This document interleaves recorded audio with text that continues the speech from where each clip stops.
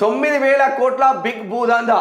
గోపన్పల్లిలో 90 ఎకరాలకు సర్కార్ పెద్దల ఎసరు.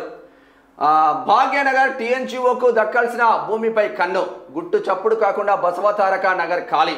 గుడిసెవాసులను బలవంతంగా వెళ్ళగొడుతున్న వైనం. తీగ లాగితే బయటపడిన 90 ఎకరాల భూదందా. తెర వెనుక బిగ్ బ్రదర్స్, కొందరు కాంగ్రెస్ నేతలు, దగ్గరుండి వ్యవహారాన్ని నడుపుతున్న సలహాదారు. 10 ఏళ్లు ఆ భూమిని కాపాడిన కేసీఆర్ సర్కార్. పురంబోకు భూమిగా రెవెన్యూ రికార్డులో నమోదు. కాంగ్రెస్ రాగానే ప్రైవేట్ వ్యక్తులకు కట్టబెట్టే కుట్రలు. సుప్రీంకోర్టు పాత ఉత్తర్వులు చూపించి లబ్ధికి యత్నం. ముందుగానే వారితో సర్కారు పెద్దల ఒప్పందాలు. 30 ఎకరాలకు ఎన్ఓసి జారీ అయిందన్న తహసీల్దార్. గుడిసెలు ఖాళీ చేయాలని హిజ్రాలతో దాడి.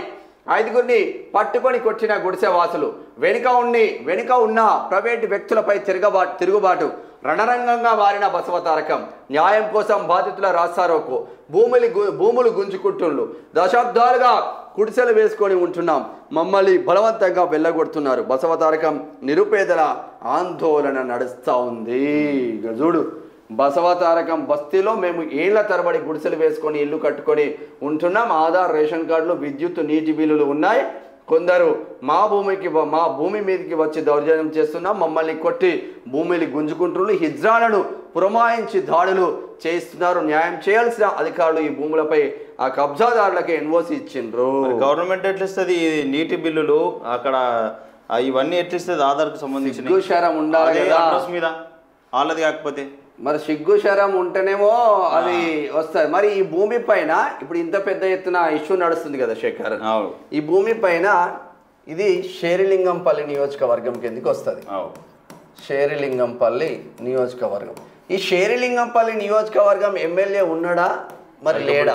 అరకెపూడి గాంధీ. మరి అరకెపూడి గాంధీ బీఆర్ఎస్లో గెలిచి కాంగ్రెస్కు జంప్ అయ్యిండు. టీడీపీలో గెలిచి టీఆర్ఎస్కి పోయినప్పుడు బీఆర్ఎస్లో గెలిచి కాంగ్రెస్. మరి ఈ భూముల కోసమేనా ఇంకా చాలా భూములు ఉన్నాయా? మరి ఎందుకో మాట్లాడతలేవు అంటున్నాయన. సరే, కార్పొరేటరు చిన్న స్థాయి ఎమ్మెల్యే కింద అది 10 డివిజన్లు ఉంటాయి కాబట్టి అదో డివిజన్, గచ్చిపోల డివిజన్ కిందకి వస్తుంది. కార్పొరేటర్ను మనం అనడానికి కూడా లేదు. మరి ఎమ్మెల్యే అరకపూడి గాంధీ గారు నీ నియోజకవర్గంలో పేదలు ఇంత బాధలు పడతా ఉంటే ఏ ఒక్కరి దగ్గరికి పోలే. ఇంకో భూమిని చదువు చేస్తూ ఉంటే హైదరాబాద్ దగ్గరికి పోయినావు కదా మొన్న.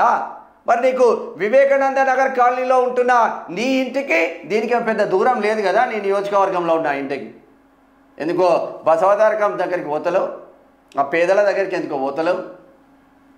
ఎటు పోతుంది? పేదల కోసం ఎవడు పనిచేస్తుండే? లీడర్లు, సిగ్గుశరం లేని లీడర్లు.